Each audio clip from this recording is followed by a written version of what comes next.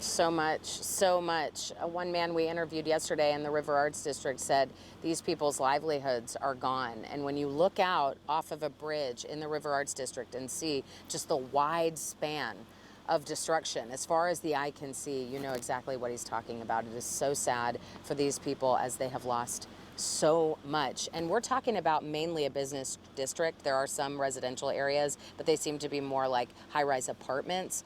Don't believe there was any loss of life in that area. Then you span out into the neighboring communities where people live, and it's a much different story.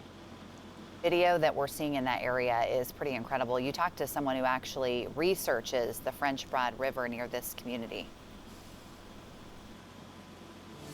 Yeah, he does. He tries to advocate and raise money for water safety, tries to preserve the water quality for our natural wildlife and our natural reservoir. He went out on a kayak when those floodwaters were really high and paddled around the Biltmore Village and the River Arts District. The River Arts District is right next to the French Broad River. So that is what rose into that community and flooded a lot of neighboring communities as well. But there are a lot of waterways that caused issues here in the Asheville area. The French Broad in particular is what this man works on to preserve it, as I mentioned, through education and advocacy work.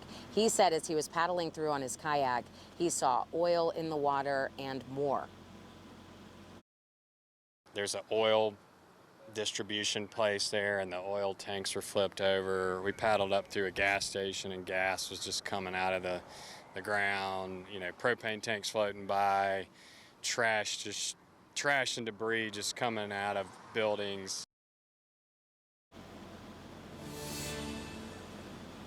I mean, that's really the story. When you look at these buildings, it's like lumber is stacked up almost, but it's debris and it's just a mess. I mean, it's hard to even describe.